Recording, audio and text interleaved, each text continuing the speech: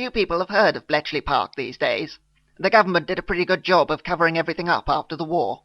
The machines were dismantled, the blueprints destroyed, and an entire generation of spotty, bespectacled crossword enthusiasts were sent home to live with their mothers. Nowadays, so I hear, the place is virtually derelict. Not that I knew anything of the code-breaking activities there during the Second World War. It was only later that I heard all the gory details. Very hush-hush, but terminally dull. For my part, I spent the war years abroad, like any decent Englishman, doing work that was a damn sight more useful than anything the boffins at Station X ever managed.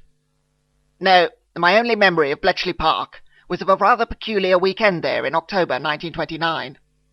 It was a private residence back then, the country pile of Sir Herbert Lyon and his second wife, Fanny. The place was renowned at that time for its lavish parties. David Lloyd George, that great Welsh windbag, was a regular visitor. And even though the well-connected Sir Herbert had popped his clogs in 1926, dear old Fanny had kept up the tradition. She was a stern, Edwardian matriarch of the best kind, and it was no surprise that Bletchley Park was thought an appropriate venue for a departmental knees-up. The security service was looking to celebrate its 20th anniversary, and as Sir Vincent Kelly, the director of MI5, was a close personal friend of Fanny, it was hardly surprising that Bletchley Park should have been penciled in. The Colonel, as we all knew him, had been the head of MI5 since the early days, running the organisation from one small office in Victoria Street from October 1909. I had been recruited a couple of years later. Being part of the security service in those days was not the glamorous job you might suppose.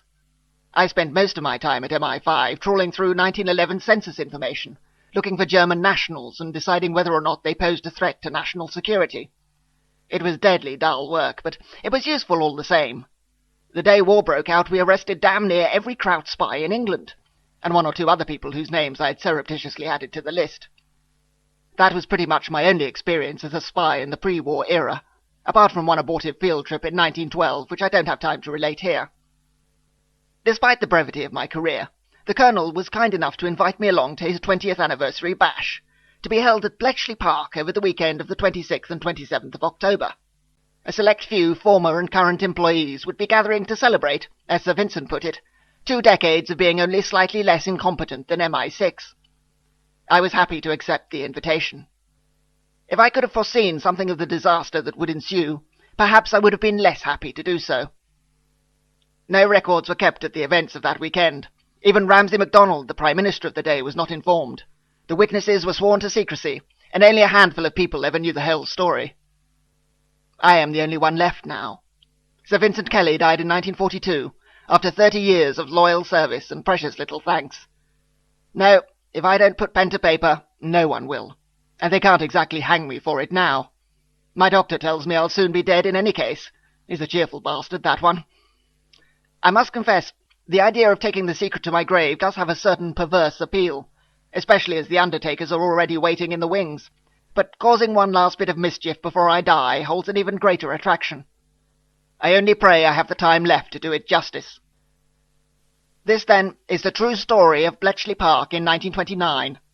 I saw it all with my own eyes and was at least partly responsible for some of it. My name, by the way, is Hilary Manningham-Butler. I was born on the 24th of April, 1889, a girl, much to my father's horror, though I've lived most of my life as a man. History will probably judge me a villain, but at the very least I'm an honest one. I died, according to an obituary in the Daily Mail, on Sunday the 27th of October, 1929, 2 days before the great Wall Street crash. But you should never believe anything you read in the newspapers. Sir Hilary Manningham-Butler, 28th of July, 1967.